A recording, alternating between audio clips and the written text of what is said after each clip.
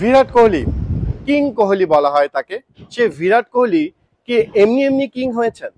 কিভাবে তিনি এত বড় ক্রিকেটার হলেন তার প্রমাণ তিনি রেখেছেন এই অনুশীলনটাতে। আমরা যদি বিরাট কোহলির স্ট্যাট দেখেন বা বিরাট কোহলির পরিশ্রমের কথা সবাই জানেন, কত দিন তিনি কিভাবে পরিশ্রম করেন, জিম করেন, নিজেকে ঠিক ফিট রাখার চেষ্টা করেন, সেটা সবাই জানে। এই জন্যই বলছি, বাংলাদেশ দল অনুশীলন আসেনি, রাতে ম্যাচ ছিল, বিশ্রামে ছিলেন। মাত্র কয়েকজন ক্রিকেটার হাতে গোনা মাঠে এসছেন, তার মধ্যে বিরাট কোহলি একজন। সে বিরাট কোহলির অনুশীলন যদি দেখেন তাহলে আপনাদের পরিষ্কার হয়ে যাবে, একটা 36 বছরের মানুষ, যিনি কিন্তু আন্তর্জাতিক ক্রিকেটে 26,000-এর বেশি রান করেছেন, সে মানুষটা এখনো কত ক্ষুধার্ত। এই বিশ্বকাপে বিরাট কোহলির ব্যাট এভাবে আসেনি। 24-0-3 রান করেছেন তিনি।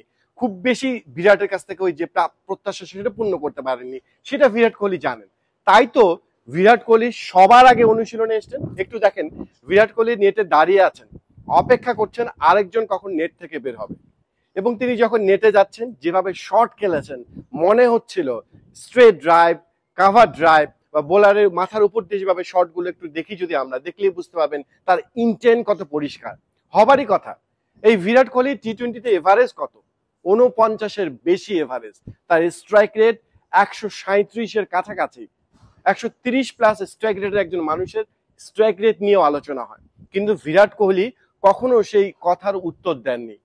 তিনি জানেন তাকে কি করতে হবে।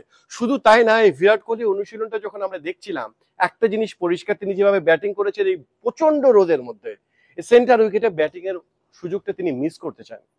সেই জন্যই তিনি বিরাট কোহলি হয়েছেন। শুধু তাই নয়, তিনি যখন ব্যাটিং থেকে ফিরে গেলেন, যখন বোলার প্রান্তে গেলেন, যে পেসার তাকে বোলিং করছিলেন, খলিল, নিশ্চয়ই আপনারা জানেন তিনি ওয়ার্ল্ড কাপ স্কোয়াডে নেই, বাইরে আছেন। সে খলিলকে দাঁড় করিয়ে তিনি দেখাচ্ছিলেন, তারপর তা বারবার বলছিলেন কিভাবে বলটা করা উচিত।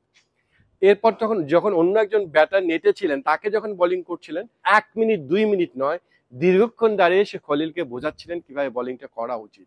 This is why he is Virat Kohli. কিন্তু এই যে সেন্টার উইকেটে অনুশীলনের একটা সুযোগ পেয়েছেন বিরাট কোহলি, সেটা তিনি মিস করেন। উইকেটটা চেনা হয়ে যাচ্ছে, পরিবেশটা চেনা হয়ে যাচ্ছে, দেখা হচ্ছে। বিরাট কোহলিরা এইভাবেই সামনে এগিয়ে যান, পরিশ্রমটা এভাবেই করেন। হয়তোবা এই পরিশ্রমের ফল নাও আসতে পারে, অথবা 0 রানে বিরাট কোহলি আউট হয়ে যেতে পারেন। সেই বিষয়টা তার হাতে নেই। যেটা আছে সেটা হচ্ছে পরিশ্রম, একাগ্রতা, ডেডিকেশন, ডিভোশন। সেই জায়গাটায় তিনি আলাদা, সবসময় আলাদা ছিলেন। যদি একটা জুনিয়র ক্রিকেটারও বাংলাদেশ দলের এসে বিরাট কোহলির এই অনুশীলনটা দেখতেন, শেখার বোধহয় অনেক কিছুই ছিল। শিখতে হয়, শেখার জায়গাটা চেষ্টা করতে হয়। সেইভাবেই একটা ক্রিকেট এক জায়গা থেকে আরেক জায়গায় যায়। বিরাট কোহলিরা প্রতিটা সিঁড়ি বেয়ে বেয়ে উপরে ওঠেন। তাই তো 36 বছর বয়সে এসেও তিনি থেমে থাকেন না, সবটুকু উজাড় করে দেওয়ার চেষ্টাটা করেন। Tahmid Ahmed, Jamuna sports, Antigua, West Indies.